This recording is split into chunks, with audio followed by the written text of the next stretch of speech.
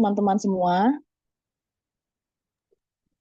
Alam, selamat datang di webinar bersama Chiayo Learn Chinese dengan tema belajar sampai ke negeri Cina. Sebelumnya, perkenalkan dulu, nama saya Desi.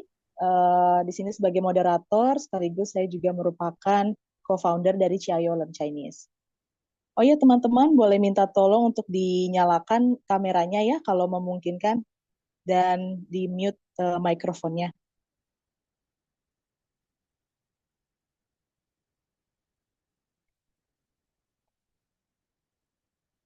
Oke, terima kasih.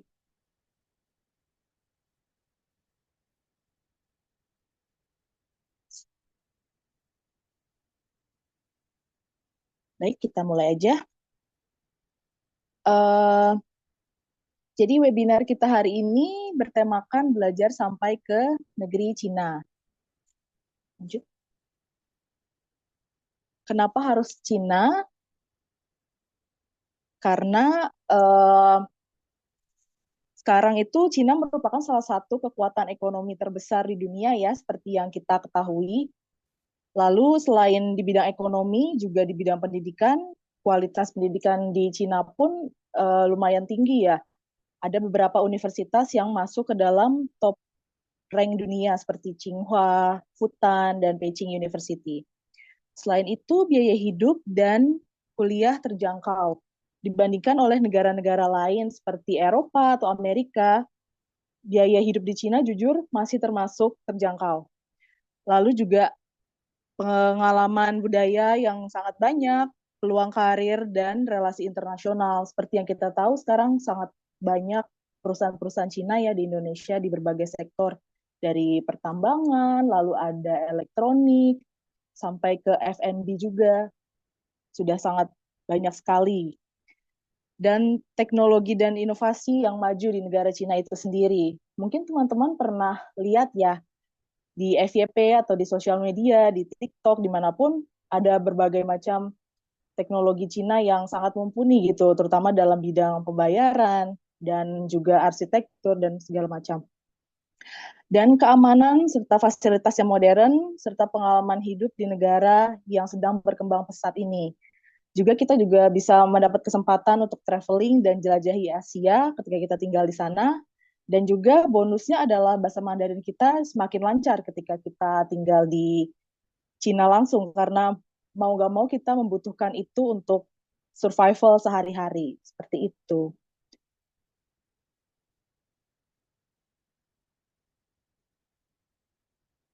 Next. Nah, untuk teman-teman yang sudah ada niatan nih, sudah ada rencana untuk melanjutkan studi ke Cina atau memulai studi ke Cina, tapi mungkin mikir, berapa ya biayanya, karena kan kuliah ke luar negeri mikirnya pasti mahal dan segala macam, belum lagi nanti uh, biaya sehari-hari dan juga asrama. Jangan khawatir karena ada sangat banyak beasiswa untuk kita apply untuk bisa studi di Cina. Nah, ini beberapa beasiswanya.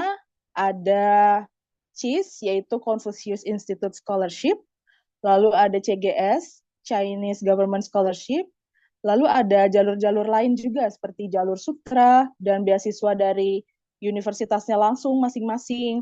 Ada juga beasiswa provinsi dan kota, beasiswa bidang studi tertentu, beasiswa perusahaan atau industri, beasiswa penelitian atau doktoral, serta beasiswa pertukaran siswa. Nah, yang akan dibahas di webinar kali ini yang beasiswa CIS dan CGS oleh dua narasumber kita, yaitu Jody Lausche dan Oxy Lausche. Jadi akan ada pemaparan oleh Jody Lausche terlebih dahulu mengenai beasiswa CIS, lalu dilanjutkan oleh pemaparan CGS oleh Oxy Lausche. Setelah itu akan ada sesi tanya jawab. Langsung saja tanpa berlama-lama kita mulai ya. Silahkan Jody Lausche, saya persilahkan. Oke, ya Desi Lause. Aku mulai. Kan aku juga mulai sekalian bagi ini ya, apa namanya, eh, kehidupan di Cina sendiri gitu ya. Itu sebenarnya seperti apa sih kalau kita memutuskan untuk belajar di Cina? Itu. Nah, kebetulan kota yang sekarang lagi aku eh, apa? Yang sekarang lagi aku tinggal itu namanya adalah Lanzhou ya, teman-teman ya. Jadi ini salah satu kota yang bisa dibilang kota di Cina yang paling tengah. Nah, itu adalah Lanzhou. Gitu kalau kita lihat petanya ya. Oke, mungkin sebelum nanti aku masuk ke cheese-nya, aku jelasin dulu soal gimana sih gambarannya gitu ya kalau kita belajar di Cina gitu, dimulai dari kota Lanzhou ini. Nanti Oxilosa mungkin akan berbagi pengetahuan di kota lain ya, terutama Beijing gitu. Oke, nah sebenarnya Lanzhou itu kota yang seperti apa sih kalau dilihat di peta? Itu Lanzhou ini ada di posisinya tuh paling tengah di Cina ya. Kalau Cina itu sendiri cungkuo ya, negara tengah gitu. Nah, Lanzhou ini udah tengahnya tengah gitu ya. Dia udah paling tengah gitu. Kalau dilihat dia ada di Provinsi Gansu ya di sini. Kalau dari Indonesia mau ke Lanzhou itu nggak ada direct flight, nggak ada penerbangan langsung ya. Dia harus transit entah di Beijing, entah di Xiamen, entah di daerah lain gitu ya. Ya, pastinya nggak ada yang langsung direct. Jadi biasanya transit dulu baru ke Lanzhou. Kalau dilihat dari suhunya sendiri, Lanzhou ini termasuk di wilayah utara Cina ya, Peifang gitu. Makanya iklimnya juga lumayan dingin gitu. Di sini paling dinginnya bisa sembus ke minus 15 derajat. Untuk yang paling dinginnya, paling panas sejauh ini baru 30 derajat. Gitu ya. Em, di sini ada salju gitu ya teman-temannya, kalau misalkan di musim dinginnya dia pasti turun salju, dan kalau misalkan turun salju tuh kadang-kadang bisa satu hari jalanan tuh udah langsung dipenuhi salju kayak gini, jadi bukan yang bertahap gitu ya, tapi dalam sehari pun dia udah bisa eh, jalanan tuh ditutupin sama salju kayak gini. Ini foto waktu musim seminya ya, jadi bener-bener pergantian musimnya tuh kelihatan banget kalau di Lanco, dari yang musim panas terus musim semi dan akhirnya ke musim dingin gitu. Oke. Nah, sebenarnya di Lanzhou sendiri itu pesonanya apa sih kalau kita lihat sebenarnya salah satu pesona kota Lanzhou tuh dia dilewati sama Huanghe gitu ya, Sungai Kuning yang benar-benar dia langsung lewat di kotanya. Sebenarnya Sungai Kuning ini nggak cuman ada di Lanzhou ya, di banyak kota pun sebenarnya, di banyak provinsi pun ada. Cuman Huanghe ini salah satu Lanzhou ini salah satu kota yang bener-bener si Huanghe itu lewat kita bisa menyaksikan langsung gitu teman-teman. Kalau misalkan dia di winter itu airnya surut kayak gini. Cuman kalau lagi sekarang ini lagi summer, biasanya airnya naik kayak gitu. Ini view-nya cakep banget, indah banget kalau di samping Huanghe ini. Dan karena memang karena memang dilewati sama Huanghe ya, jadi eh, sejarah budaya itu kayak gitu di kota Lanzhou ini. Dia juga termasuk jalur sutra ya. Sini ada salah satu wisata populernya itu ada Zhongshanxiao, kayak jembatan yang tua juga ya, dia 19-an, tahun 19-an dibuat. Itu ini yang berdiri di atas Sungai Huanghe. Terus di sini ada Paitashan, em, semacam kuil gitu ya, semacam kuil yang ada di atas bukit, kita bisa naik gitu. Terus di sini ada Shuicheyuan, ini kincir kuno gitu ya, ini kincir air kuno yang dia itu untuk ngalirin air, itu fungsinya. Enaknya di Lancau adalah banyak tempat wisata yang kalau kita berkunjung ke sana itu gratis gitu teman-teman. Mungkin nggak kayak di Xi'an gitu ya, yang banyak tempat wisata bersejarah tapi rata-rata ada menpiaonya, ada tiket masuknya gitu ya. Kalau di Lancau rata-rata gratis. Enaknya itu. Oke. Oke, di Lancau juga teman-teman tuh selain bisa wisata sejarah gitu ya, bisa juga wisata alam. Nah, di sini alamnya juga indah gitu ya di Lancau. Teman-teman bisa main ski gitu ya. Terus kalau lagi musim dingin tentunya. Terus di sini ada semacam bukit gitu ya. Kalau di Lancau tuh dia geografisnya agak-agak perbukitan gitu, bukan yang gunung tinggi kayak di Jawa gitu. Cuman lebih ke banyak bukit begitu. View-nya cakep. Terus di sini yang ini juga yang jadi masterpiece-nya gitu ya. Kalau di Lancau ini ada ikon pariwisatanya Tiongkok. Disebutnya apa? Matahafeian. Jadi kayak kuda yang dia eh, lagi nginjak apa nih, burung walet kayak gitu. Ini yang jadi ikon pariwisatanya Tiongkok itu ada di Lancau. Kalau teman-teman ke museum Lancau ini ya, Kansu Shangpouguan, kalau teman-teman ke sini pasti akan ngelihat ini, dan ini selalu penuh dikerumunin sama orang. begitu. Oke, kalau dari fasilitas kotanya ya teman-teman ya ini walaupun Lanzhou itu termasuk kota tier 3, kalau misalkan Beijing itu tier 1, Shanghai itu tier 1 gitu ya. Terus kayak Chongqing itu tier 2, nah Lanzhou ini sebenarnya tier 3. Walaupun dia tier 3, fasilitasnya itu nggak kalah lengkap. Teman-teman tetap bisa naik TT ya, apa subway gitu ya. Terus tempat wisata, tempat belanja juga banyak ya di sini ada Lanzhou Zhongxin gitu, ada Guofang Paihuo dan lain-lain. Pokoknya di sini fasilitas kota tuh bener-bener lengkap. Ada TT, ada bis, ada bahkan ada sepeda sewa juga, ada eh, apa namanya kalau Tie kalau mau keluar kota gitu ya, Cichang atau bandara juga ada. Soal makanan gimana nih? Lanzhou ini salah satu kota yang bisa dibilang kulinernya juga kaya ya, dan bahkan ramah Muslim juga. Di sini banyak makanan halal gitu. Kalau cari makanan halal gampang banget. Banyak banget juga orang yang pakai hijab di sini karena banyak suku Hui ya. Jadi kalau di Cina itu eh, apa suku minoritas kan, pokoknya kalau di Cina kan mayoritasnya suku Han ya. Nah, eh, ada suku-suku minoritas, salah satunya tuh suku Hui. Ini di Lanzhou banyak gitu. Biasanya dia buka restoran Neuromian. Neuromian ini semacam apa ramen gitu ya, ramen khas dari Lanzhou ini yang jadi makanan khasnya itu ramen daging sapi gitu. Di sini biasanya ditambahin daging sapi. Pokoknya kalau untuk makanan di sini terjangkau punya, harganya juga. Em, Makanan halal juga banyak gitu ya. Jadi teman-teman gak usah khawatir, Kak. Di sini ada beberapa contoh ya, misalkan ada bakpao, ini halal juga, Neuromian, ada Niangpi, terus yang jadi kesenya, yang jadi apa namanya khasnya itu ada Tianpeizi, kayak minuman gitu, minuman fermentasi. Nah, untuk gambaran gitu ya, seberapa murah sih makanan-makanan di Lanco? Teman-teman di kantin sekolahnya aja itu bisa 4 kuai aja udah bisa makan. 4 kuai itu sekitar 8.000 10.000 gitu ya. Itu udah bisa makan kalau di kantinnya. Cuman ya menunya seadanya gitu. Kalau pengen enak mungkin di 11 kuai, 22 ribuan. Seperti itu. Ini makanan-makanan halal banyak ya, tinggal cari yang berlogo ini, berlogo Cingsan.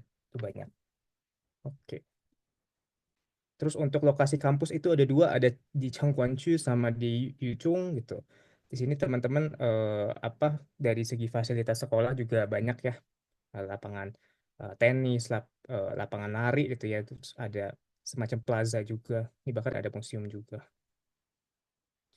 Ini perpustakaannya, terus di sini ada Chaoshi, ya, supermarket di dalam kampus. Jadi kalau mau belanja juga gampang. Di dalam kampus juga ada rumah sakit untuk penyakit-penyakit kecil sih biasanya kayak misalkan demam, uh, keracunan makanan juga bisa ke sini. Teman-teman keracunan makanan. Kantin juga banyak banget di sini. Ada beberapa gedung yang ada kantinnya gitu ya. Setiap gedung tuh ada beberapa lantai itu pilihan makanannya lengkap dan ada yang murah-murah juga. Ini ada juga kantin halalnya ya, gitu yang cincang gitu. Ini kehidupan mahasiswanya ya. Jadi kalau di Lanco itu dia dibagi ke dalam beberapa kelas itu. Untuk kelas bahasa ya. Jadi ada Chujiban yang biasanya HSK 2 yang benar-benar beginner. Terus ada Tigaupan, dia yang HSK 4 biasanya. Terus ada Chujib Chungjiban. Chungjiban tuh HSK 5 biasanya masuk situ, dan terakhir ada Kaujiban. Kalau misalkan teman-teman seandainya apa ke Lanco Tasyo gitu ya, ke Universitas Lanco dan nggak cocok sama kelasnya, teman-teman tuh bisa apa pindah kelas kayak misalkan dari Tikaupan ke Chungjipan gitu. Menyesuaikan sama kemampuannya teman-teman gitu.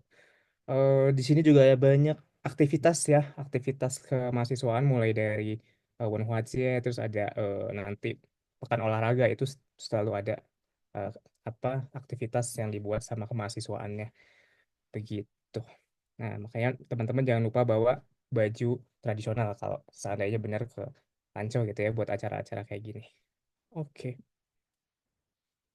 Asramanya kayak gimana? Dia termasuk apa asramanya kayak gini. Jadi satu kamar tuh biasanya 2 orang.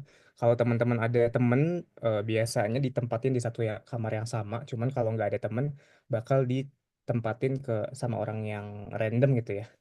Kalau aku ini kebetulan dapet sama orang Vietnam roommate-nya. gitu. Terus di sini ada tempat cuci baju juga ya. Terus ada dapur umum gitu. Pokoknya semua fasilitas lengkap.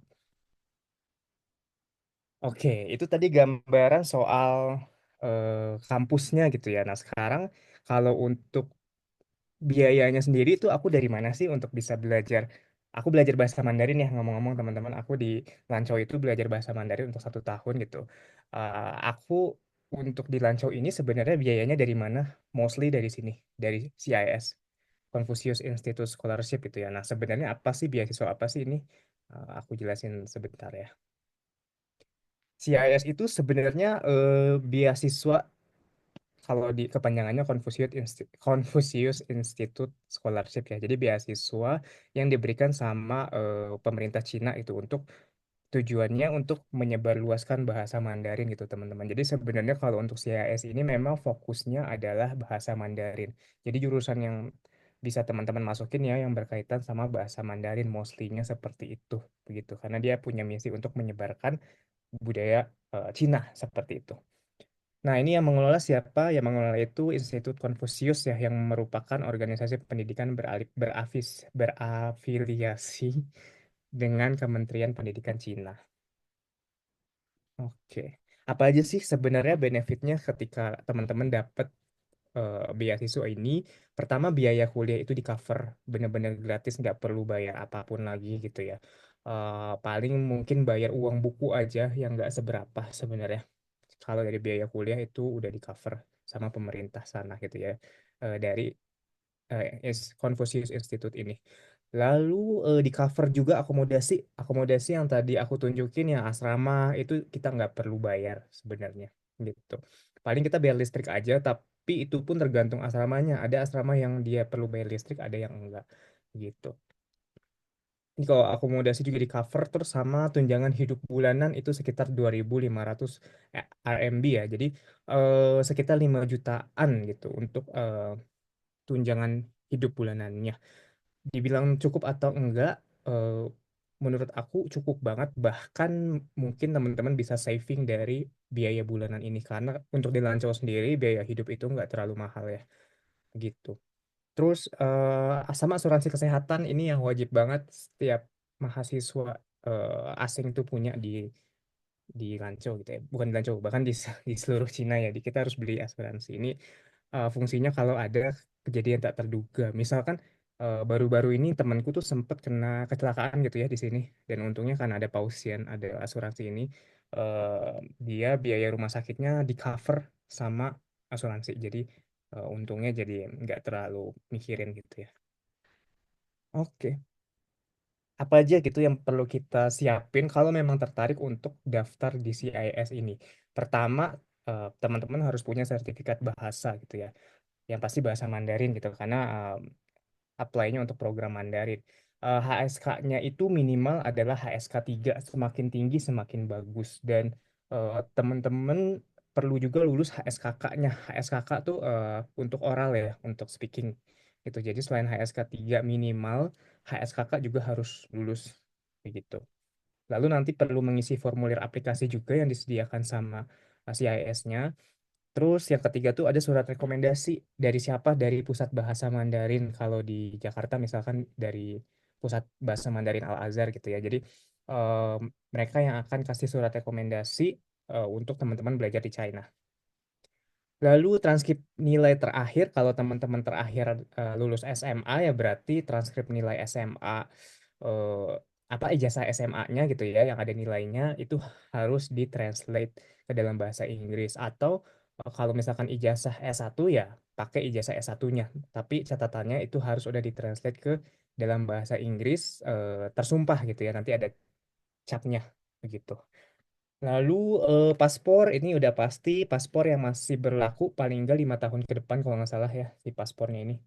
Study plan teman-teman perlu buat nanti di sana bakal ngapain aja, ilmu yang dipakai itu buat apa, apakah buat ngelamar S1 gitu ya atau buat kerja nanti teman-teman jelaskan di study plan itu gitu. Terus ada medical check up, ini bisa di rumah sakit negeri gitu ya. Terus SKCK minta di kepolisian, terakhir ada CV atau dokumen pribadi.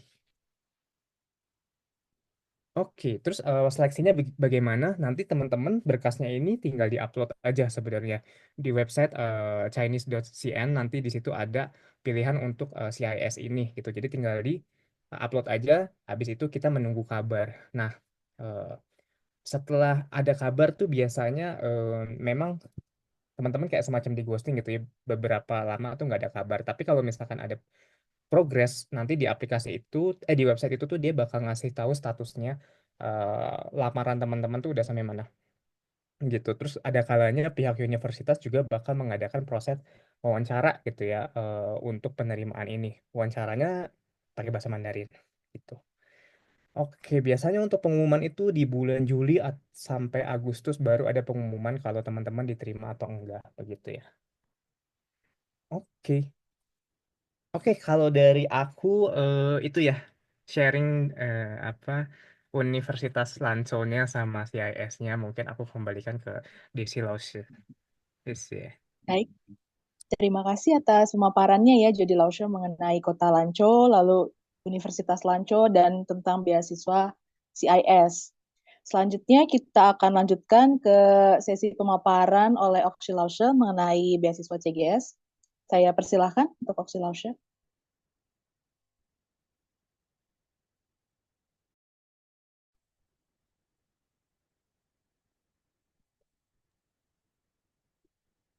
Oke, selamat malam teman-teman. Bentar ya.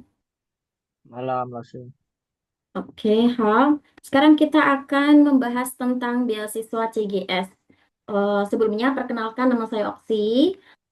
Di sini dulu saya dapat beasiswa CGS 2 kali. Yang pertama itu belajar bahasa 1 tahun, terus lanjut cari beasiswa lagi CGS untuk S2. Nah, karena dua-duanya ini saya belajarnya itu di Beijing, maka saya akan memaparkan kota Beijing dulu ya. Kita tahu kalau Beijing itu merupakan ibu kota Cina. Dia kalau tadi Lanzhou itu terletak di tengah-tengah negara Cina, kalau ini terletak di ujung utara daratan Cina. Nah, di Beijing ini kita juga bisa merasakan 4 musim ya. Ada musim dingin, musim semi, panas, dan juga gugur. Musim dinginnya juga kita bisa merasakan salju. Kalau suhunya dia lebih ke kering ya, untuk cuacanya biasanya lebih kering. Kalau biasanya di Indonesia itu kulitnya itu normal, di sana bisa berasa kering gitu. Nah, kalau suhunya sekitarnya biasanya paling dingin pas lagi musim dingin mungkin akan sampai di -17 gitu lah. Terus kalau misalnya musim panas bisa di sekitar 35 derajat. Itu untuk tentang kota Beijingnya. Untuk makanan khasnya ada Beijing Kaoya. Beijing Kaoya ini seperti bebek panggang ya, agak beda sama di Indonesia. Kalau Beijing Kaoya ada beberapa sausnya, ada beberapa tambahannya, terus ada tangkulu, ada cianping, ada beberapa makanan yang lain seperti cacangmian. Kalau mungkin disamakan kayak hmm, di jajangmyeonnya si Korea ya, tapi ini beda. Dia ini juga merupakan khasnya Beijing punya gitu. Terus habis itu kita lihat di tempat wisata Beijing. Nah, kita tahu Beijing itu merupakan kota yang kaya akan budaya ya. Jadi kayak pusat budayanya itu ada di Beijing. Jadi untuk tempat wisatanya banyakkan juga tentang budaya. Misal ada Changcheng Great Wall ya, ada Kukung Pouquan itu tentang tempat kota terlarang ya. Terus abis itu ada Tiananmen juga itu khasnya ya, yang di situ ada gambarnya Mao Zedong di tengah. Nah, itu juga bisa kita datangi pas kita lagi di Beijing. Terus ada makam dinasti Ming, ada Summer Palace atau Yuan, terus ada Temple of Heaven. Sorry, iya benar, Summer Palace itu Yuan, terus ada Temple of Heaven tuh Tiantan. Nah, selain tempat wisata tentang budaya juga banyak wisata yang menarik lainnya ya. Misalnya kayak Beijing Olympic Park, ada Beijing Zoo juga, ada Huthung, terus ada tentang art gitu. Dan di Beijing tuh banyak sekali taman ya, taman yang bisa dikunjungi. Dan dia vibes-nya beda-beda. Misalnya pas kita mau lihat keindahan musim gugur, kita bisa pergi ke Xiangshan Kongyuan. Kalau misalnya kita mau lihat musim panas gitu ya, yang bagus misalnya kita pergi ke Yuan tadi, atau misalnya kita pengen lihat musim semi, sakura yang bagus kita bisa pergi ke Yuan Park. Jadi selain di beberapa taman yang gede ini, juga banyak taman-taman yang kecil-kecil ya, yang biasanya kalau pagi atau sore itu banyak kakek, nenek, dan anak-anak kecil yang bermain. Karena fasilitasnya memang sangat bagus sih. Dan juga tamannya itu uh, bersih gitu ya. Kalau bisa dibilang dari ujung ke ujung itu ada pintunya, saking gedenya. Jadi itu untuk tempat-tempat yang bisa didatangin saat kita di Beijing. Selain itu transportasinya juga sangat mendukung kalau kita di sana nggak usah mikir pengen punya transportasi pribadi ya, karena memang susah. Jadi kita pakai Jiaotong Kungji aja, itu udah cukup. Ada Titie, terus ada Gongjiaoche, ada Gongxiang Dianche, itu untuk sepeda ya, sepeda yang tinggal bayar, kita pakai WeChat, tinggal scan, bayar. Terus kalau sekarang ada Tiantung, Zhixingche. Jadi misalnya bukan yang sepeda biasa ya, tapi sepeda listrik. Kalau di Indonesia orang pribadi punya nih satu-satu. Kalau di sana nggak perlu, di sana tinggal scan scan pakai WeChat itu sudah bisa. Terus kalau misalnya mau keluar kota, kita bisa pakai Kaoke atau bisa pakai Feici, apa nama pesawat. Kalau karena memang Beijing itu kota utama ya, jadi dia bisa kalau misalnya mau ke luar negeri juga kita lewatnya di Beijing. Ada internasional untuk bandara internasional juga ada ya di Beijing itu. Selain transportasi umum, ada fasilitas umum yang sangat bagus di Beijing. Ada kungkung shishi, itu misalnya untuk olahraga. Jadi kita misalnya nggak mau di gymnasium atau nge-gym di tempat yang harus bayar ya, kita pakai fasilitas umum itu udah cukup. Terus ada untuk mainan untuk anak-anak juga. Dan orang-orang biasanya yang muda ataupun yang sudah sepuh gitu ya, itu mereka kalau malam suka jalan, hanya jalan ya, jalan di lapangan untuk membakar kalori. Jadi itu bagus ya. Kalau sekarang kan sudah mulai booming nih di Indonesia, jalan kaki aja jogging gitu ya. Di China udah dari dulu. Jadi mereka untuk pulang dari kuliah ataupun pulang dari kerja, mereka akan menyempatkan putar lapangan lah karena vibes-nya itu udah enak jadi tinggal puter-puter aja tuh sambil dengerin musik udah enak. Terus sekarang kita lihat di bagian Beijing Language Culture University atau PEU, Beijing Yuan Daxue dan Beijing Normal University atau Beijing Shifan Daxue, BSHTA. Jadi saya kuliah di sini kalau di PEU atau Beijing Yuan Daxue itu karena ambil satu tahun yang bahasa, jadi non degree ya. Karena kebetulan waktu S1 sudah ambil bahasa Cina, sastra Cina, terus waktu itu berkesempatan untuk lanjut satu tahun di PEU ini. Nah, sebelum saya lulus dari satu tahun yang non-degree ini, saya berencana untuk S2. Jadi waktu itu sebelum Desember saya coba urus berkas lagi untuk S2, mana tahu kesempatan itu datang lagi gitu ya. Jadi saya langsung ambil apa namanya berkasnya saya kumpulkan lagi untuk S2 di Peseta. Ternyata keterima nih. Akhirnya dari satu tahun nggak perlu jeda langsung saya lanjut ke S2 di Peseta. Untuk di PI sama Beijing Shifan Daxue ini agak beda ya vibes-nya karena memang pendidikan yang saya tempuh ini beda. Yang satunya bahasa, yang satunya ini S2. Coba kita lihat dulu. Oh, sebelumnya saya akan cerita tentang CGS. Jadi CGS atau Chinese Government Scholarship ini yang membiayai saya saat saya kuliah di Beijing gitu.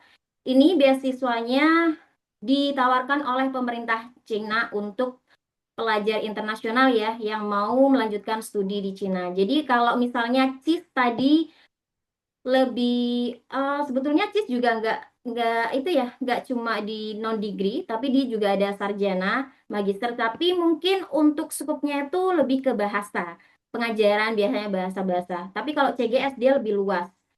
Dia bisa non degree, sarjana, sarjana bisa, magister, ada doktoral juga bisa. Terus nggak harus yang bahasa Cina.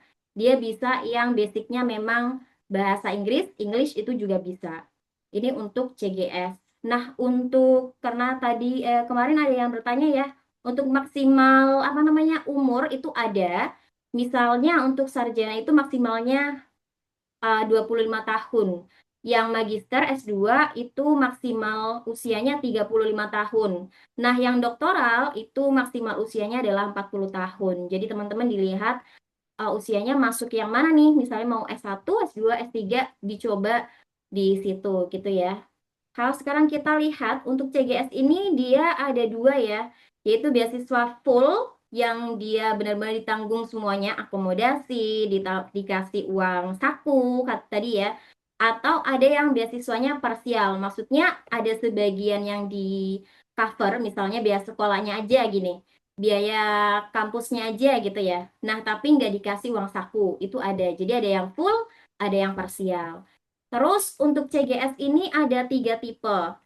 Tipenya yang pertama tipe A. Ini program bilateral. Jadi misalnya sama apa namanya?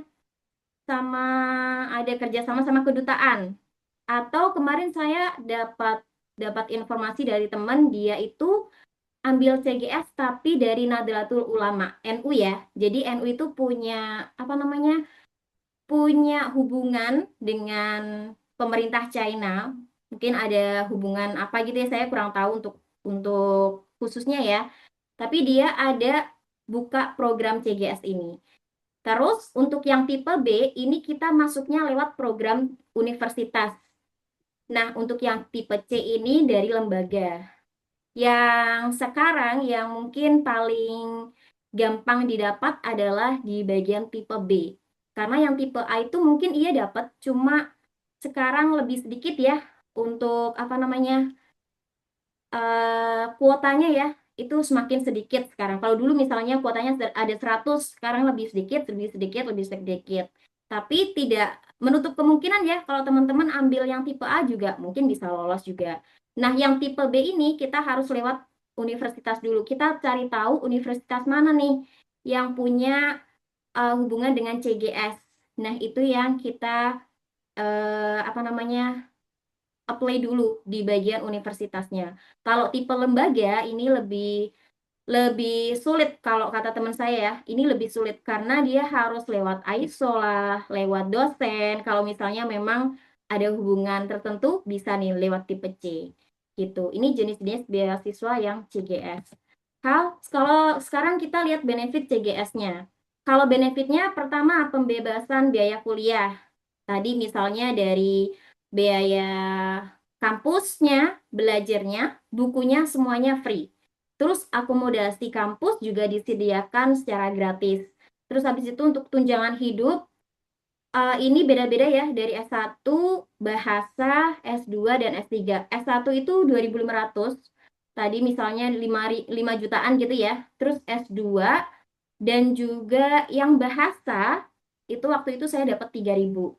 Jadi sama-sama 3.000 nih. Tapi yang S3 nih, karena tingkatannya makin tinggi ya, dia ditambah nih 3.500 per bulan. Jadi ada 7 jutaan lebih lah gitu. Dan kita dapat asuransi kesehatan sama ya kayak Cis tadi. Terus kesempatan gratis untuk eksplor budaya dan teknologi di Cina. Di sini coba saya perlihatkan beberapa gambarnya ya. Untuk benefitnya tadi tempat tidur yang nyaman itu udah free ya. Kalau di bagian kiri, yang kiri ini itu pas saya di BLCU, tempatnya seperti ini. Yang di sini ini tempat teman saya di BNU. Yang sebelah kanan ini agak beda ya, punya saya ini juga pas di BNU. Jadi di bawah untuk belajar, di atas untuk tidur. Dan setiap kamar pasti sudah dilengkapi dengan AC. Terus abis itu TV ada, kulkas ada, terus tempat tidur pasti bed cover, terus selimut setiap 2 minggu sekali akan diganti. Habis itu apalagi ya, lemari. Pokoknya semuanya sudah dipenuhi oleh pemerintah. Jadi kita nggak perlu memikirkan apapun. Waktu dulu saat di BNU itu di kamar khusus setiap kamar akan ada wastafel. Jadi misalnya kita mau cuma cuci tangan gitu nggak perlu keluar ya. Kalau kamar mandi kebetulan saya nggak ada fotonya nih. Kalau kamar mandi setiap lorong akan ada kamar mandi beberapa gitu ya. Terus tempat cuci baju, terus ada kitchen untuk bersama itu ada gitu. Hal, terus sekarang kita lihat ruang belajar dan perpustakaannya ya. Ini juga sangat nyaman. Ini perpustakaan yang ada di BNU. Perpustakaannya besar sekali, beberapa lantai. Setiap lantai ada ruang belajarnya, dan ini benar-benar khusus digunakan untuk yang mau belajar gitu ya. Nggak boleh cuma nongkrong nih, nongkrong makan, biasanya makan akan di luar gitu. Jadi ini benar-benar steril untuk yang belajar. Terus untuk makan akan ada kantin, kantinnya pastinya bersih, makanannya enak dan juga higienis. Harganya murah, terjangkau untuk para mahasiswa ya, dan ada juga kantin halal. Setiap kampus pasti ada kantin halalnya, begitu. Nah, untuk benefit yang lain yang tadi saya bilang adalah eh, bisa eksplor teknologi dan juga budaya. Seperti misalnya bagian kanan ini ya. Ini saat saya di di BLCU, karena memang programnya adalah bahasa, jadi banyak program-program yang diajak jalan-jalan gitu ya. Yang bagian ini misalnya, ini lagi jalan-jalan di kota, waktu itu Luohe, di kota Luohe bagian ini. Ini tanpa bayar sepeser pun. Kita naik kautye, terus makan, tidur, apapun sudah di cover. Jalan-jalan, dan itu semuanya ya sudah di cover oleh pemerintah. Terus setiap tahun tadi sama ada Wanhwace, karena memang setiap kampus akan ada apa namanya mahasiswa dari luar negeri ya. Jadi akan ada stand-stand dari setiap negara dan kita bisa lihat budaya mereka. Terus untuk ruang kelasnya pastinya besar dan nyaman, semua fasilitas ada. Terus untuk kurikulum juga tertata dan juga dosen profesornya pasti berkualitas. Dan juga di setiap kampus itu setiap apa namanya gedung ya, itu waktu di BNU pasti ada untuk isi air minum, gratis air minum bersih ya, karena mereka ada kebiasaan minum air hangat. Itu kebiasaan mereka yang baik. Jadi pasti bawa tumbler terus diisi air minum hangat di sekolah pasti ada gitu. Terus untuk dokumen CGS apa aja yang harus diperhatikan, yaitu pertama, formulir pendaftaran CSC secara online. Jadi ada webnya, nanti di situ diisi pendaftarannya, formulirnya, terus bisa dicetak.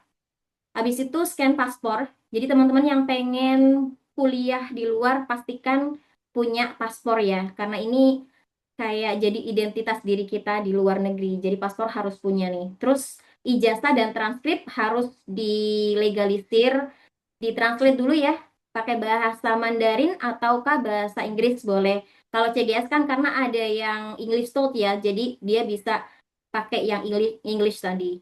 Terus rencana studi juga itu dilihat dulu nih, kita mau dalam bahasa Inggris atau Mandarin, jadi disesuaikan. Kalau di sini misalnya yang mau ambil S1, kalau tadi kan bahasa kita mau di sana ngapain nih? Terus misalnya digunakan untuk lanjut S1 kah? Nah, kalau mau S1 kan kita udah S1 nih. Misalnya, kita mau S2 nih mau ngapain ambil ini gitu. Jadi nanti dibilang misalnya mau meneliti inilah, terus tujuannya untuk si China-nya ini dia akan dapat apa dari kita yang belajar itu juga perlu. Jadi sebaik mungkin kita bikin rencana studinya biar mereka tertarik gitu ya. Terus surat rekomendasi di sini dua profesor. Kalau tadi dari pusat pembelajaran pusat apa ya tadi CIS, dari pusat bahasa ya, bahasa Mandarin ya. Betul. Nah, kalau di CGS itu dari dua profesor atau dua dosen. Dua profesor atau dua dosen. Jadi kayak guru kita gitu ya. Misalnya kalau SMA ya, kita cari guru atau misalnya kalau punya kenalan dosen gitu, boleh di situ ya. Terus habis itu untuk tes bahasa kita lihat nih, kita apa namanya kuliahnya mau yang dalam bahasa Mandarin atau dalam bahasa Inggris nih. Kalau dalam bahasa Mandarin berarti HSK jadi nilai plus. Kalau pakai bahasa Inggris, TOEFL atau IELTS itu jadi nilai plus gitu ya. Terus ada MCU atau medical check up. Terus juga satu lagi, LOA. Ini sebetulnya opsional, tapi sangat dianjurkan. Jadi kayak hal yang jadi plusnya juga gitu. LOA ini gimana cara dapetnya? Kalau dulu saya akan email, email ke BLCU atau BNU atau universitas yang kita tuju. Jadi kayak nanya, apa namanya, bisa nggak minta LOE untuk aku mau daftar CGS. Terus tanya persyaratannya apa aja ya kalau mau dapat LOE ini gitu. Nanti kalau misalnya dia memang welcome, si kampusnya dia akan kasih tahu, oh kamu harus memenuhi syarat ini gitu. Jadi kita kirim aja. Nanti biasanya kalau memang syaratnya sudah pas, akan dikasih LOE ini. Jadi nanti akan jadi tambahan dokumen yang plus gitu ya, buat kita pas daftar CGS gitu. Terus abis itu di bagian nomor 9 adalah dokumen tambahan. Dokumen tambahan ini bisa untuk kayak piagam, penghargaan misalnya ada hubungannya ya dengan bahasa Mandarin kah, ataukah dengan studi yang mau kalian ikutin, itu bisa jadi nilai tambah gitu. Kalau sekarang kita lihat di alur registrasinya. Alur registrasi ini yang membedakan adalah di awal. Bagian ini ya teman-teman. Jadi kalau misalnya teman-teman mau CGS-nya itu kan tadi ada 3 ya. Ada bagian tipe A, bagian tipe T, dan juga tipe C. Bagian tipe A ini kan tadi saya bilang dari misalnya kedutaan atau yang tadi teman saya dari NU gitu ya. Kita cek website misalnya kalau kita mau lewat kedutaan berarti cek website kedutaan. Kalau emang mau lewat NU tadi ya cek website NU atau lembaga apapun yang punya hubungan dengan CGS. Itu kita cek websitenya. Mereka kasih deadline kapan, terus harus syaratnya apa itu kita harus penuhin. Terus kita apa namanya lihat ya di bagian situ ya. Atau misalnya bagian yang CGS yang tipe B, yang universitas. Maka kita masuk ke web universitasnya dulu. Dilihatlah si universitas ini punya hubungan nggak ya dengan CGS gitu. Terus dia bisa nggak ya mengeluarkan LOE tadi ya. Nah, disitulah yang beda di awal ini. Kalau sudah memastikan semuanya, kita pasti harus punya paspor, terus lengkapi dan legalisir semua dokumen yang dibutuhkan. Habis itu kita isi formulir online-nya ya, terus upload semua dokumen di websitenya CGS. Setelah sudah diupload, semua dokumen tadi juga harus kita siapkan secara fisik. Jadi ada yang diupload semua dan ada yang fisik. Fisiknya ini bisa dikirim ke universitas atau kedutaan atau ke yang lembaga yang ada hubungannya tadi. Nah, disinilah kita yang tadi ya, kalau kata Jody Lausha tadi kayak di ghosting. Kita harus cek status di website gitu ya. Kayaknya dari bulan 1 sampai bulan 5, bulan Mei itu kita kayak menunggu tanpa penjelasan gitu ya. Tapi kita bisa lihat di website. Di website itu kayak jalan nggak ya prosedurnya gitu kan ada langkah-langkahnya nih. Terus atau di bulan Mei kita akan dapat email. Nah, emailnya ini tentang apa? Diterimakah langsung? Ataukah kita harus interview? Nah, jangan sampai ya nggak dilihat nih emailnya. Karena pernah kejadian teman saya, dia nggak cek email, ternyata harus interview. Terus pas lihat email, ternyata interviewnya tuh besok. Nah, gimana loh? Persiapannya jadi kayak kayak apa namanya? Mendadak ya. Jadi kurang persiapan, akhirnya sayang deh, nggak dapet karena saking mungkin gugup ya, jadi interviewnya nggak berjalan sesuai dengan keinginan gitu. Jadi untuk email, disiapkan email yang memang sinkron dengan HP kita. Jadi setiap ada email yang masuk bisa tahu gitu. Setelah itu ada pengumuman dan pengurusan visa terakhir. Itu untuk alur registrasinya. Memang sepertinya ribet ya, tapi kita mau cari hal yang gratis nih, apalagi untuk pendidikan. Jadinya mau nggak mau di awal kita harus ada perjuangan lah gitu ya, teman-teman di bagian sini. Nah, ini saya kasih link websitenya untuk pendaftaran online CSC-nya, untuk daftar akunnya ada di sini. Kalau mau lihat di Kedutaan Besar Cina di Indonesia bisa dilihat di sini. Ini untuk link-link websitenya.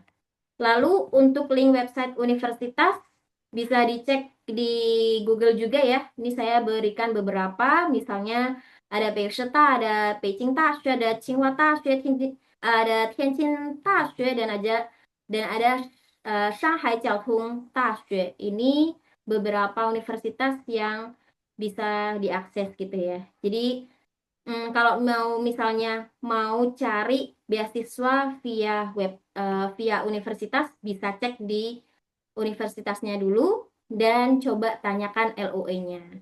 Begitu. Ini dari saya untuk bagian CGS-nya. Oke, saya kembalikan ke Desi. Baik, terima kasih Oxylosher atas pemaparannya mengenai kota Beijing dan juga serba-serbi mengenai beasiswa CGS ya. Sejauh ini bagaimana nih teman-teman? Semakin tertarikkah untuk menuntut ilmu ke negeri Cina sampai sampai sejauh ini atau semakin bertanya-tanya? Kalau kalian punya pertanyaan, kita lanjutkan ya ke sesi berikutnya yaitu sesi tanya jawab. Sebenarnya pertanyaan-pertanyaan kalian yang ada di form sudah kami tampung. Tapi mungkin beberapa sudah terjawab ya melalui pemaparan tadi oleh Oxy Lause dan Jody Lause juga. Nanti kalau misalnya ada pertanyaan lain yang mungkin baru kepikiran sekarang atau baru muncul pas tadi dipaparkan materi oleh Lause-Lausenya, boleh ditanyakan sekarang. Saya buka untuk 3 pertanyaan terlebih dahulu ya. Silahkan.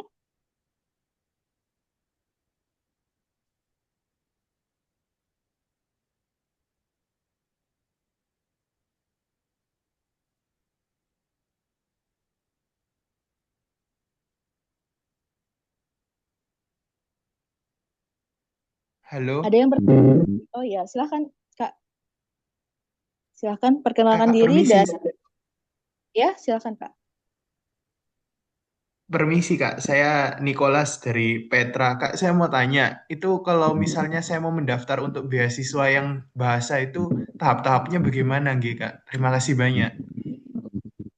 Baik. Untuk Lause mau ditampung dulu atau mau langsung jawab? Tampung sampai 3 kali ya sekalian. Oke. Ini ada yang bertanya di chat juga sepertinya. Jika ada scholarship awardee, apakah bisa kerja part-time atau freelance? Ini saya hitung satu ya, Lausha, yang ada di chat. Baik, ada lagi. Saya buka masih ada satu slot untuk bertanya di sesi ini. Boleh tanya, Ya, silakan Kak. untuk surat rekomendasi itu dari guru apa dari kepala atau ada kayak ketentuannya ya? Kalau untuk Baik. mau masuk, Mhm. Oke, terima kasih. Baik, Lausha, mau langsung dijawab? Mungkin bisa Oksi Lausha atau Jody Lausha. Pertanyaan pertama, tadi tahap-tahap untuk mendaftar beasiswa itu bagaimana? Jadi Losha boleh. Oh, ini untuk yang bahasa ya berarti ya, karena aku pengalamannya di yang bahasa. Sebenarnya kalau untuk dibilang tahapan, yang penting tuh kita siap berkasnya gitu. Tadi kan udah dijelasin juga ya sama Oxylose juga, untuk berkas-berkasnya ada apa aja, mulai dari paspor, terus apa kalau di CIS perlu juga SKCK, perlu juga HSK penting banget ya kalau untuk apa program bahasa, karena itu yang bakal jadi basis untuk nyeleksi gitu, si HSK tadi. Eh, Mungkin catatannya adalah kalau misalkan teman-teman pengen eh, apa ngelamar beasiswa di tahun ini untuk ngambil HSK-nya tuh jangan terlalu mepet ya, karena misalkan pendaftaran itu pendaftaran itu kayaknya di bulan eh, Juni Juli itu udah tenggat gitu ya, Juni Juli itu udah tenggat. Kalau bisa teman-teman dari Januari itu udah ambil HSK. Kenapa? Karena si HSK ini ketika teman-teman selesai gitu ya, hasilnya keluar, itu nggak langsung si sertifikatnya datang di bulan itu juga, bahkan bisa nunggu sampai 2 bulanan baru dia sampai dari China ke Indo gitu. Jadi emang waktunya lama, makanya kalau bisa disiapinnya berkasnya itu di jauh-jauh hari. Kalau terlalu mepet, takutnya tenggat waktunya keburu lewat gitu. Sebenarnya yang paling penting itu HSK kalau untuk bahasa ya. Terus tadi untuk ijazah juga harus ditranslate sama penerjemah tersumpah gitu. Jadi bukan bukan kita translate sendiri gitu ya, tapi bener-bener pakai jasa penerjemah tersumpah yang nanti dia bakal kasih cap kalau misalkan ijazah ini benar diterjemahkan sama orang yang kompeten lah kayak gitu. Terus tadi soal paspor juga jangan yang paspor setahun lagi tuh habis masa berlakunya, tapi bener-bener paspor yang kalau bisa panjang itu ya masa berlakunya. Kayak gitu sih. Paling paling penting itu. Kalau misalkan berkasnya udah selesai, dikumpulin semua, termasuk yang tadi surat rekomendasi dari Pusat Bahasa Mandarin itu juga udah dapet. Di teman-teman tinggal upload aja di websitenya yang tadi udah di-share juga gitu ya. Di situ eh, secara pendaftaran itu teman-teman udah bisa dibilang udah masuk gitu ya. Masuk sistem pendaftarannya. Kita tinggal nunggu hasil dari universitasnya gitu ya. Menunggu hasil dari universitasnya sama hasil dari CIS-nya itu sendiri. Jadi eh, si universitasnya ini yang bakal ngasih tahu kalau teman-teman tuh diterima atau enggak. Nah, CIS-nya ini Hanban ya kita sebutnya Hanban. Itu yang akan ngasih tahu dia mau ngesponsorin teman-teman buat belajar atau enggak gitu. Jadi kita eh, bakal berhubungan sama dua pihak ini kayak gitu. Ya mungkin si Lausya mau nambahin. Itu yang bagian untuk apa ya, alurnya kali ya. Alurnya sama ya yang tadi seperti yang saya jelaskan. Kalau tadi yang CIS, yang bagian CGS ya mungkin bedanya di bagian apa namanya websitenya pasti. Terus abis itu di bagian dokumen fisik kali ya. Kalau di bagian CIS harus nggak dokumen fisiknya dikirim jadi langsung Kalau CIS nggak perlu sih. Aku bener-bener full apa online. online. Hah, Oke, hasil scan. Ya mungkin di beberapa juga ada ya bagian kayak universitas itu juga tidak perlu, ada yang pernah tidak perlu kirim. Tapi yang kedutaan mungkin ini harus dicek dulu. Jadi di kedutaan itu setiap tahun kan pasti akan beda regulasinya. Jadi itu harus dicek di websitenya itu ya teman-teman. Kalau tadi apa yang harus disiapkan di awal ya pasti dokumennya. Dokumen-dokumen yang sudah bisa disiapkan, silahkan disiapkan terlebih dahulu. Jadi jangan sampai terburu-buru ya, apalagi yang bagian HSK tadi.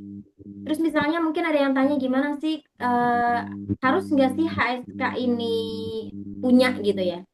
Kalau mungkin dulu pas tahun 2017 itu banyak yang dia nggak ada basic bahasa apapun, bahasa Mandarin ya, dia nggak ada basic sama sekali. Ada yang dapat. Tapi kan sekarang itu semakin lama kuotanya semakin sedikit. Jadi gimana caranya kita bisa masuk kuota adalah kasih nilai plus di diri kita gitu. Plus di bagian study plan ya. Study plan itu sangat penting karena kan kita di awal itu perkenalannya bukan langsung interview ya, tapi di study plan. Jadi study plan ini yang bikin kita jadi kenal gitu lah. Ini orangnya kayak gimana sih? Mau ngapain sih? Ambil beasiswa ini itu ada di study plan. Jadi kita sebaik-baiknya harus bikin study plan yang bagus gitu ya. Gitu. Untuk alurnya seperti itu, teman-teman. Oke. Saya sekalian mau jawab yang bagian freelance tadi ya. Boleh nggak? Boleh langsung sekalian. Oke, untuk yang freelance ya, tadi ada yang tanya itu bukan buat bahasa, tapi untuk program lainnya. Nah, untuk di China sendiri, China daratan ya, kan nanti ada Taiwan itu beda lagi, mungkin Hong Kong beda lagi. Kalau di Cina daratan itu tidak diperbolehkan untuk freelance saat sudah dapat beasiswa. Begitu, itu aturannya. Tetapi secara lapangan, kadang teman-teman masih bisa misalnya ngajar online atau misalnya jadi translate apa ya istilahnya kayak bukan yang translator harus secara lisan ya. Kadang kan ada yang translate novel, cerpen dan lain sebagainya itu bisa dikerjakan. Tapi untuk yang freelance yang misalnya ke kantor, ke tempat yang ada fisiknya itu sebetulnya ilegal. Jadi tidak boleh. Karena kan visanya kan beda ya teman-teman, visa pelajar dengan visa yang bekerja. Mungkin di beberapa negara yang lain itu diperbolehkan, tapi di Cina dari awal itu sudah ditekankan kalau tidak boleh. Di pemaparan di awal itu kan pasti ada apa sih namanya? Kalau masuk universitas itu kalau dalam bahasa Indonesia OBM ya, orientasi belajar mahasiswa. Di situ di awal itu dikasih tahu kalau belajar dapat beasiswa ini tidak diperbolehkan untuk bekerja juga. Karena niatnya ya pasti baik ya, biar kita pelajar ini fokus belajar itu sih. Tapi untuk di lapangannya kita masih bisa. Yang penting yaitu tidak tidak itu ya, tidak terdetek ya. Biasanya sih online itu. Teman-teman yang mau ambil apa namanya cari tambahan itu biasanya lebih ke online untuk amannya gitu.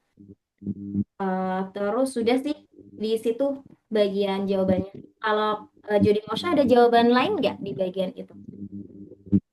Kurang lebih sama sih, emang tidak bisa nggak dibolehin dan kita bisa belajar. Paling kalau mau freelance ya freelance yang kita dapat dari Indonesia gitu, yang online betul tadi. Jadi misalkan ngajar Mandarin tapi apa online muridnya orang Indonesia itu masih oke, nggak bakal ngurusin juga gitu di sini. Cuman kalau udah berurusan sama RMB gitu ya gajinya, nah itu yang perlu dihindari. Baik. Kita lanjutkan ke pertanyaan berikutnya ya, Lausha. Ada pertanyaan dari Kak Angelin nih tadi, surat rekomendasi itu dari siapa sih? Apakah harus dari guru atau boleh dari orang lain? Silahkan. Kalau Untuk SMA ya, oh oke. Jadi Losha boleh boleh boleh jawab dulu. Boleh kan. kan? Kalau untuk yang bahasa sih sebenarnya dari pusat bahasa ya. Jadi kalau di Jakarta tuh yang di Al Azhar gitu. Jadi minta sama Laus. Mungkin kalau teman-teman nanti ujian HSK di situ gitu ya. Jadi si Lausnya juga pernah gitu waktu itu minta rekomendasi dari Lausnya di Al Azharnya yang native. Nanti biasanya itu udah ada template terus tinggal kasih gitu ya dari mereka yang bakal kasih rekomendasinya. Jadi sekalian ujian HSK sekalian minta rekomendasi dari Lausnya. Kalau saya pengen daftar apa CIS seperti itu sih kalau dari bahasa, kembalikan ke Baik. Oxylabs.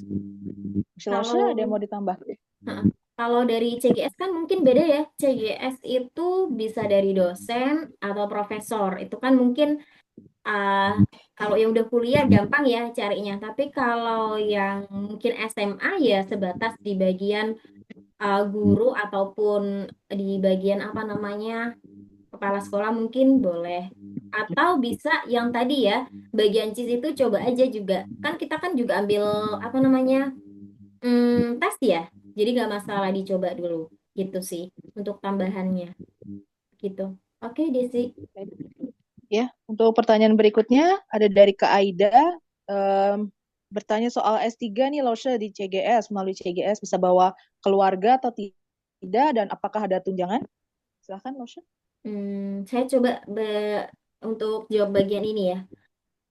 Mungkin beda sama negara-negara yang lain, kayak misalnya di Jepang atau di Eropa beberapa negara ya. Saya lihat teman-teman itu ada yang apa namanya kuliah dan bisa bawa keluarganya. Tapi di China itu mungkin sulitnya di bagian visa gitu. Kalau dulu itu dosen atau teman saya yang ambil S2 ataupun S3 yang sudah punya keluarga tetap tidak membawa ya. Karena kan pastinya yang pertama adalah biaya. Sedangkan kita yang misalnya kuliah ini dibiayain itu ya cuma segitu gitu kan. Dan itu cukupnya untuk satu orang. Sedangkan mungkin kalau misalnya mau bawa keluarga, pastinya tempat tinggal harus bayar sendiri ya kan, bukan di sekolah. Kalaupun bawa bawa keluarga adalah pasti akan tinggal di luar sekolah. Dan itu harus bayar sendiri pastinya ya. Sekolah tidak akan menanggung. Jadi kalau menurut saya ditunjang nggak untuk bawa yang keluarga itu?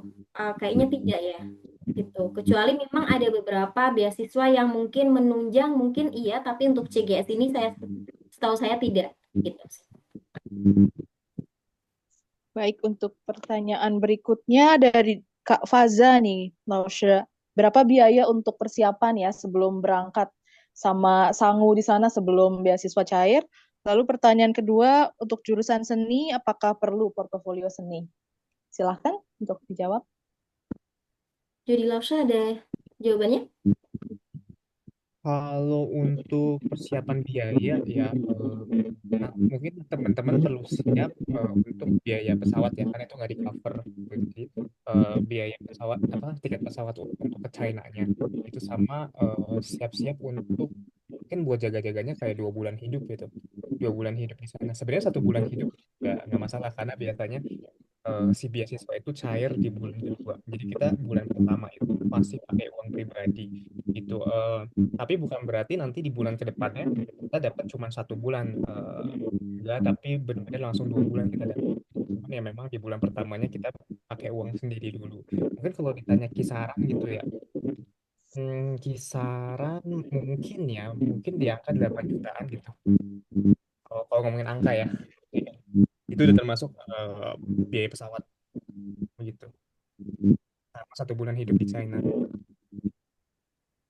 Baik, Sama mungkin nanti makasih loh. di asrama beli-beli apa gitu kan, kebutuhan dan lain-lain.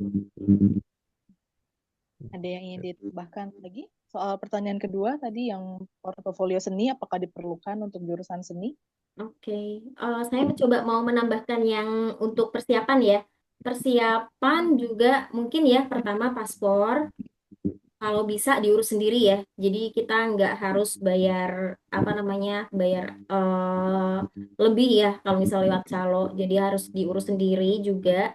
Paspor pertama, terus MCU ya, medical check up ini bergantung dengan rumah sakit yang apa namanya yang teman-teman tuju gitu ya. Kalau dulu banget saya habisnya di sekitar 1,5 gitu. Dan medical check up ini harus tahu ya, bukan kok ditulis dengan bahasa Inggris aja. Dia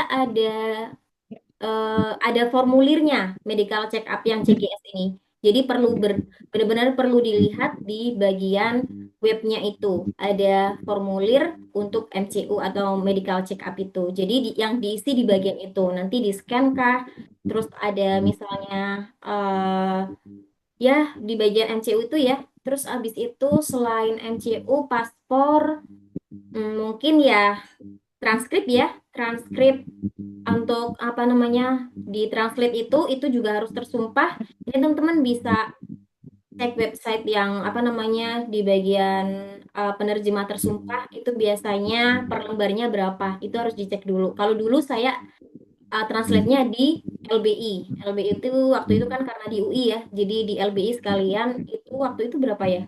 Jody Lawson mungkin yang terbaru berapa di LBI?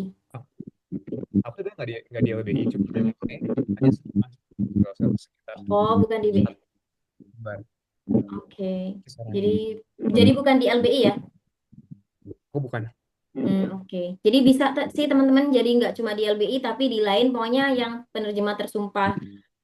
Ini nggak bisa disamakan sih ya, bergantung sama lembaganya itu biasanya per lembarnya berbeda. Terus selain itu sudah sih paling surat rekomendasi kan nggak ada uang juga kan, nggak perlu uang dan lain sebagainya itu aja. Kalau misalnya tadi yang disebutkan Jody Lawson, betul untuk pesawat di awal itu kita harus siapkan sendiri dan di 1 bulan pertama ya itu mungkin sekitar berapa ya 4 juta itu udah cukup sih menurut saya 4 atau sampai 5 juta itu sudah lebih kayak misalnya untuk kan soalnya untuk kasur selimut dan lain sebagainya kan sudah ada ya jadi barang-barang yang sudah kita bawa dari Indonesia juga udah cukup sepertinya jadi hal-hal yang sekiranya tidak terlalu penting jangan dibeli dulu gitu terus makan juga makan di kampus itu udah cukup sih gitu. Iya, Oke, terus bagian tadi apa ya di si Lose yang perlu itu? Rehan ketuban gitu kok. Iya, ini teman-temanku ada ini Ini foto buat dulu mikrofonnya. pada ngopi. Ya, terima kasih. Pertanyaan berikutnya tadi soal seni, Lausha, tentang portofolio seni, apakah Siapa? Kalau seni memang di beberapa itu memang harus ada portofolio ya. Jadi beberapa program studi itu beda-beda gitu loh. Jadi harus dilihat kayak seni, terus yang berhubungan dengan yang ada karyanya, biasanya memang harus mengirimkan portofolionya, begitu. Ada di websitenya. Ini ada 2 pertanyaan lagi ya, Lausha. 2 pertanyaan terakhir. Yang pertama dari Kak Desi nih, tentang sistem penilaian akhir untuk menentukan lolos atau tidaknya beasiswa itu bagaimana? Apakah lebih dari berkasnya, apakah wawancaranya, seperti itu. Lalu pertanyaan kedua, sekalian saja ya, ada dari Kak, siapa nih? Magang Rendal. Bertanya soal bisa pakai surat kelulusan nggak kalau ijazahnya belum keluar? Ya, silahkan Lausha dijawab. Mungkin bisa berunding, bisa dijawab secara bergantian. Silahkan. Kata Didi, yang awal yang awal Pak ya, sorry. Tentang sistem penilaian akhir yang Oh, sistem menentukan penilaian lolos atau akhir. Oke, jadi ada nggak?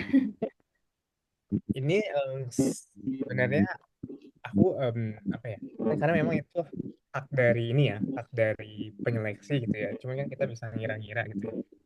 Kalau yang aku pelajari ya di situ itu faktornya banyak teman-teman, nggak cuman HSK kita, nggak cuman study plan dan sebagainya kalau untuk bahasa ya, tapi mereka juga ngelihat negara gitu. Misalkan persaingan untuk negara ini kira-kira ketat apa enggak.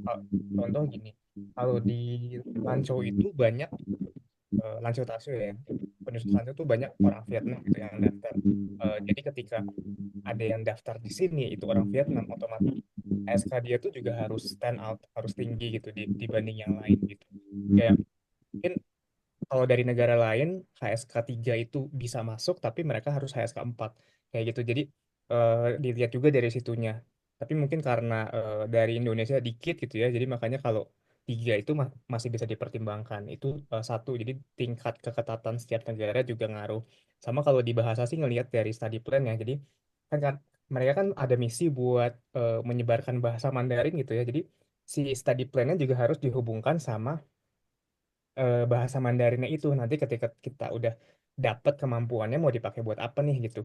Biasanya sih kalau misalkan kita sambung-sambungin sama misalkan kerjasama ekonomi Indonesia Cina gitu ya, nanti kita akan berkontribusi di situ, itu akan lebih dipertimbangkan daripada mungkin kita hanya nulis sekedar improvement buat diri sendiri kayak gitu. Kita tetap harus ada kontribusinya gitu buat hubungan kedua negara ini. Di study plan-nya itu perlu dinyatakan begitu. Kalau dari aku sih paling begitu sih.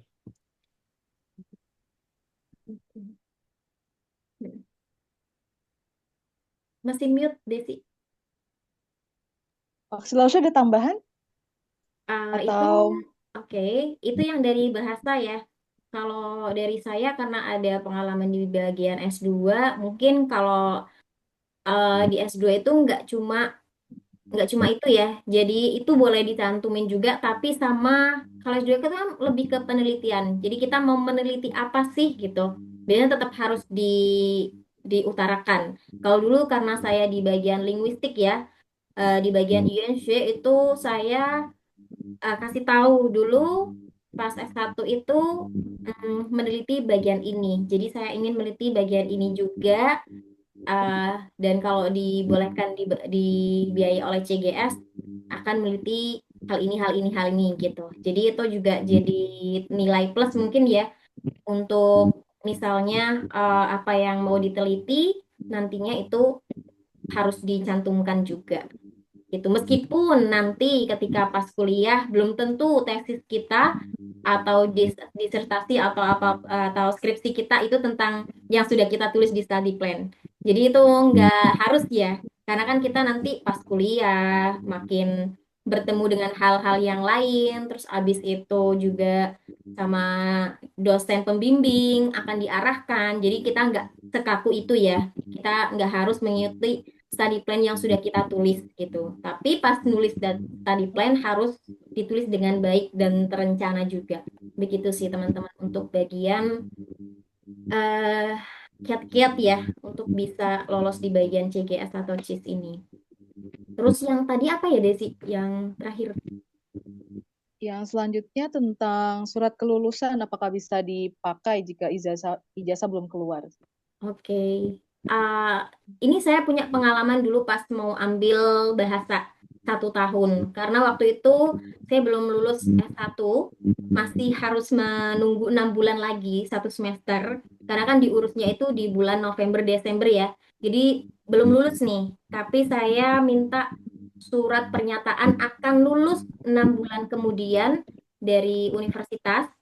Terus nah, itu juga kalau misalnya universitasnya bisa menerbitkan bahasa Inggris, itu lebih baik. Jadi kita nggak usah nggak usah ditranslate di penerjemah lagi ya, bisa langsung kita gunakan. Tapi kalau misalnya di sekolahnya itu nggak bisa mengeluarkan yang bahasa Inggris, maka ya mau nggak mau kita harus translate lagi ke penerjemah tersumpah gitu bagian itu ya. Jadi bisa apapun coba diusahakan, kita nggak tahu kesempatan mana yang bisa lolos gitu ya teman-teman. Gitu. Oke, Baik, terima saya kasih. coba boleh menambahkan nggak Desi? Silakan, Lausha. Oke, di bagian ini ya untuk beasiswa itu nggak cuma CIS atau CGS.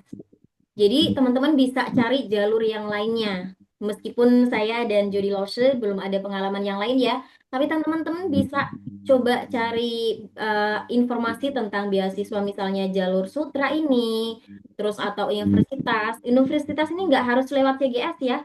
Jadi mungkin di universitas misalnya Peishita atau Beijing Shukantashe itu dia di bagian apa namanya beasiswanya itu ada apa aja itu coba dicek. Jadi kalian mau studi di mana, programnya apa, coba dicek. Jadi teman-teman harus detail di bagian lihat universitas yang memang kalian tuju gitu. Terus ada beasiswa provinsi atau kota, studi tertentu dan lain sebagainya ini juga coba teman-teman cek. Jadi jangan cuma stuck di bagian CIS atau CGS aja. Di bagian CGS pun kalau saya dapat info itu kita bisa apply dua. Tadi kan ada yang bagian A dan B ya, tipe A dan tipe tipe B. Ini kita bisa satu orang bisa apply di dua, bagian tipe A dan tipe B. Tapi kita bikin akun yang berbeda gitu. Jadi coba aja di apply gitu ya, yang mana aja, mana yang nyangkut kan kita nggak tahu gitu. Oke, tambahan dari saya itu aja Desi. Baik, terima kasih Lausha atas jawaban-jawabannya. Ini ada tambahan sedikit Lausha mengenai HSK dan TOEFL ya. Setahu saya TOEFL tidak diperlukan ya Lausha, TOEFL dan IELTS. Sedangkan HSK ini pertanyaannya apakah akan lebih mudah tembus jika HSK-nya semakin tinggi yang disertakan untuk mendaftar? Mungkin bisa dijelaskan sedikit. Ya. Kalau HSK yang tadi ya sudah dijelaskan sama Jody Lose, kalau misalnya SK-nya lebih tinggi untuk masuk yang bahasa, pulangnya lebih tinggi. Pun untuk yang S2 dan S3 itu ada minimal HSK-nya. Misalnya di S2 itu minimal HSK 5 atau HSK 6. Itu harus dilihat dari prodinya, program studinya. S3 pasti dia harus HSK 6. Jadi kita harus lihat ya minimalnya itu di berapa. Teman-teman bisa dilihat dulu di program studinya, dia ada minimal HSK-nya atau tidak. Terus di jenjangnya itu juga pasti ada minimalnya. Kalau TOEFL atau IELTS itu, kalau misalnya kita memang ambilnya English, kelasnya yang English ya, jadi memang dosennya akan ngasih pelajarannya itu pakai English bukan Chinese, itu mungkin akan diperlukan. Tapi kalau berapa skornya, mohon maaf nih, saya nggak terlalu paham karena saya ambilnya Chinese TOEFL gitu. Oke. Baik. Terima kasih Lausha, Gue Jody Lausha nambahin. dan oh ya, silakan Jody. Iya. Jadi pengalaman juga di sini karena aku main bergaul juga ya sama anak-anak S2. Jadi walaupun nanti teman-teman seandainya pakai IELTS itu bisa untuk S2 di sini dengan program English Talk. Cuman nanti sebelum lulus pun teman-teman harus lulus minimal HSK 3 di Univ China ini. Jadi walaupun nanti diajar apa kalau saya ngajarin Inggris gitu ya, kalau nanti teman-teman pengen lulus dari program ini, teman-teman persyaratannya itu harus HSK 3 lulus gitu. Nggak ada salahnya buat belajar bahasa Mandarin sebenarnya. Betul. Kalau ini di China gitu ya, ngambil program walaupun nanti program yang teman-teman ambil itu English Talk gitu. Itu aja sih paling. Baik. Sudah tidak ada yang ditambahkan lagi, Lausherman? Oke, sudah dari saya. Kalau sudah tidak ada, saya tutup sesi tanya jawab di webinar ini. Nanti kalau teman-teman ada pertanyaan-pertanyaan selanjutnya bisa ditanyakan melalui channel kita ya, melalui grup kita yang sudah teman-teman ada di dalamnya itu. Bisa langsung di chat, nanti kami buka untuk adminnya, bisa ditanyakan langsung lewat situ. Nah, selanjutnya Lausha?